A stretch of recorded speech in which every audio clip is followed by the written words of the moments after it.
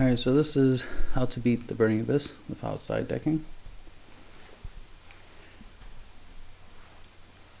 To obviously be able to play good against the Burning Abyss, you gotta kind of understand their strengths and weaknesses. And of course, the idea is to exploit the weaknesses, so that's why I'll point out the weaknesses. When they apply one of their effects, they can't apply the other effects. So if they control no spells and traps, they can special summon them, but they can only do that once, and per each copy of the monster. Like, you can only use Sir one time, and then if they would leave the field, they would not apply their secondary effect, which is when they're sent to the graveyard, they'll do something. So that's important to note, because in case they special summon Sir, for example, and you Trenchel, Sir will not get an effect. But if they normal summon Sir and you Trenchel, Sir will get an effect. And that applies for the other two as well. Well, there's more than two, but the main ones you play with the most, or Burning Abyss player play the most, would be the original Burning Abyss, which would be Graf, Sir, and Skarm. And then the extra deck, Dante. They also will have access to Virgil. Soon they'll have access to Malakota, the ritual monster. If they rank up, they have access to Tyrus, consider Pleiades, or any of the Utopia Ray Victory or Utopia Ray V. They'll have access to Crimson Knights if they use Alucard, Ghost Trick Alucard. And you get the idea. So they have options for different things. If they ritual, they could use the Djinns, like this one. Djinn release their rituals, which will give the ritual monster the ability to prevent your opponent from special summoning, and that right there is basically a Vanity's Empty, just right off the bat. It will stop your opponent from doing a lot of his best plays, right? They take advantage of cards like Wing Blast, Regeki Break, Karma Cut, which I do not have here listed, but I do have Karma Cut, but you should know what Regeki Break looks like.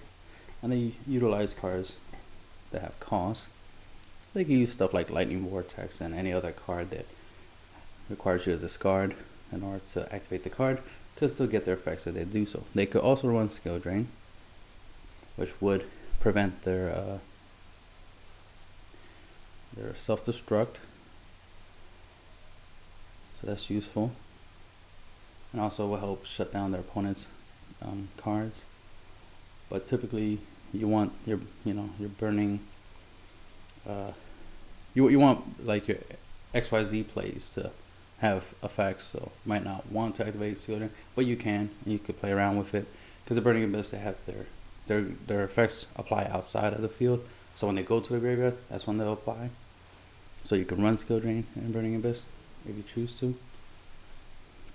Fire Lake of the Burning Abyss, of course, this is typically what they like to play, and this gives them a lot of field advantage. So then it's all a matter of having the experience to use them wisely.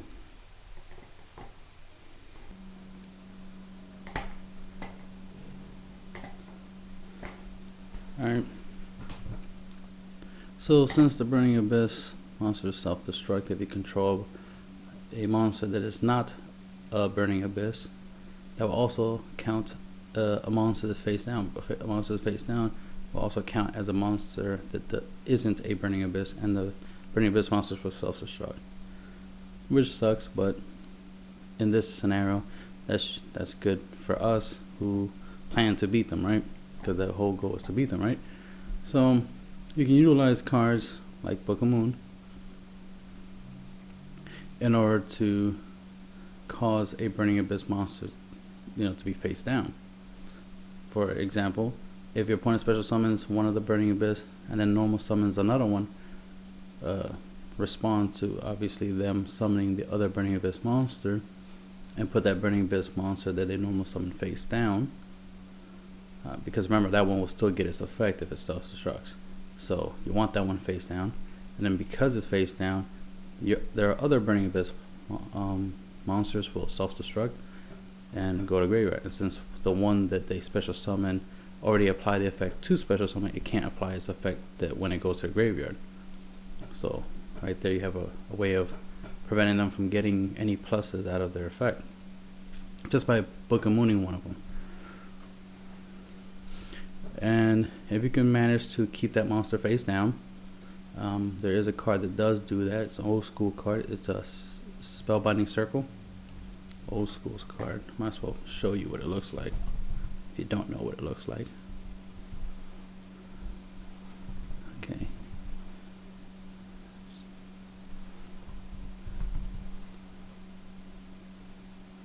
It's interesting that didn't pop up. One word. Okay, so it's a one word Spellbinding Circle. Select one monster. It cannot attack or change its battle position. When that monster is destroyed, destroy this card. The thing is, you can select a monster that's face down. It doesn't have to be face up. It says select a monster. You can select a face down monster and make it where that monster can't switch his battle position, aka can't flip summon. So by using this along with like Book of Moon, you can, you know, create an effect that will shut down your opponent's Burning Abyss monsters. Because whenever they summon a Burning Abyss monster, it'll just self-destruct, and that will prevent them from having field advantage. And granted, they will still have that monster face down, but if you have monsters that can attack directly, not a problem, like Heartland Draco. Say Heartland Draco, he can attack directly. Earthbound Immortals that can attack directly, you can use, of course. Nightmare Shark for the rank 3 plays. So if you exceed for rank 3s, Nightmare Shark, as you can see, that's an option to attack directly. That way you keep them having that monster face down, so that way it shuts down their deck, and you can keep attacking, you know, still be able to deal damage by attacking them directly. Other things you can do, obviously, is you can Karma Cut to banish them completely. Wing Blast, throw them back in the deck. If you run a wind deck, you can use Spiritual Wind Art, throw them on the bottom of the deck. As long as they don't go to the grave, they won't get their effects, which is the main purpose. Compose, just bounce it back to the hand, especially if they apply the effect of Special Summoning, just bounce it back to the hand. So even if they manage to discard it for some card effect, that card won't get an effect. Wiretap is mainly to go up against any of their traps that they like to use, like Regeki Break, Karma Cut, Wing Blast. You know, if they use Skill Drain, and of course Fire Lake of the Burning Abyss. Putting it back in the deck is better than just sending it to the grave, so Wiretap is an option. Creature Swap, giving your opponent a monster that's not a Burning Abyss monster. And if they can't do nothing with it, like they can't tribute it, or you set it up where they can't, just use that monster and ram it into one of your monsters, so that way they can clear their field of that monster. That's another way to cause the effect of them having something they can't use, and then the Burning Abyss monsters will just self-destruct every time they attempt to summon them. Ghost Trick Frost, if you have it in your deck, if you play Ghost Tricks, this is pretty decent because it'll help you put one of the Burning Abyss monsters face down, especially if they manage to summon a whole bunch of Burning Abyss in one turn and they try to attack you with them all. You can use this to put one face down, and then the other ones will self-destruct, so you can avoid a potential OTK, as well as they won't get their effects when they're sent to the graveyard because they were all special by their special summoning effect. Lava Golem, you know what I mean, you can just tribute some Burning Abyss, give them Lava Golem, as long as they still have Lava Golem. It'd be hard for them to maintain the Burning Abyss on the field and go into any exceed plays. But if they put tribute monsters in their deck, obviously they could tribute Lava Golem for their monster, but then they're still in a position where they have a monster that's not Burning Abyss, you know. So, and then of course Lava Golem burns. You gotta be able to defend yourself against Lava Golem, but the main point is to give them a monster that, you know, isn't a Burning Abyss.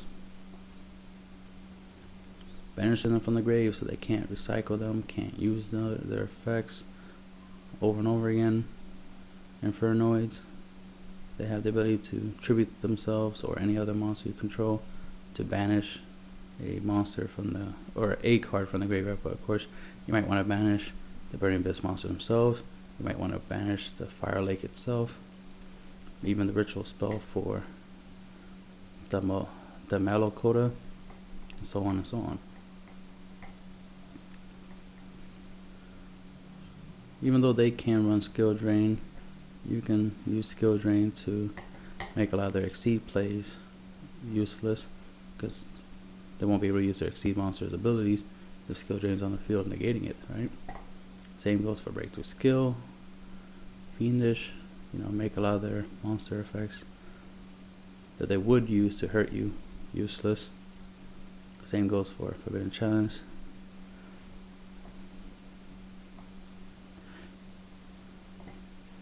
And we got some basic stuff, MST, double cyclone, photon stream of destruction in the Galaxy Eyes deck, artifact movement in an artifact deck. Good for training against anything they might side in, but it's good of course against them running skill drain or against their Fire Lake. When they set it, you'll just MST it, artifact sanctum, whatever, and just pop their lake and then make your plays. Basic tactics, basic gameplay mechanics that you will use. Sky Blaster, good. Remember, you don't want them in the grave. Throw them back in the deck. Rhapsody Berserk, banish copies in the graveyard, especially ones that have the effect to Rhoda. You want to get rid of Skarm. You want to get rid of Graph, for example. That way their Sir will be useless because there's nothing in the grave for Sir to bring back. Stroke, like a cheap Book of Moon, only during your turn, but it's better than nothing, especially if they have eight, a couple burning, like 2 Burning Abyss on the field. You can use Stroke's effect to put one face down, so that way the other one will self-destruct. That's one less monster they have, and then you can play off of that. Especially if you can keep that monster face down, that'd be useful. Evil Sworn Nightmare, really good, because when your opponent special summons a monster or monsters, except during the damage step, detach a material and put that special summon monster face down. So if they special summon a Burning Abyss monster, detach, put that monster face down, and if they try to summon more Burning Abyss, they'll just self-destruct. So you could slow down their plays just by using Evil Sworn Nightmare if you run a Evil Sworn deck, or if you just run level 4 darks.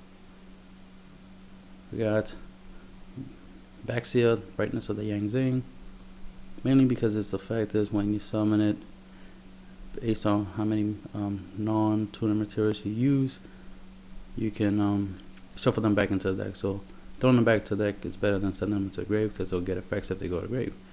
Michael, Lightsworn, the Arch Lightsworn, banish. You can also use BLS, Chaos Source, or anything that can banish, obviously, but if you're running Lightsworns, this would be one of your little outs to it, to the Burning Abyss, by banishing them, by paying 1,000. If you play Mass Heroes, of course, you got access to Dark Law. You can use that. There's other stuff you can use if you main deck them. Banisher Radiance, so forth and so forth, Macrocosmos, Dimensional Fusion. Anything that you main deck that can prevent them from going to grave, obviously will apply. If you play Shadow Imprisoning, you can use Shadow Imprisoning, of course. But if you're not main decking it, and you are main decking some of these other cards, you can use these other cards to help you beat them. And that's the end of the video.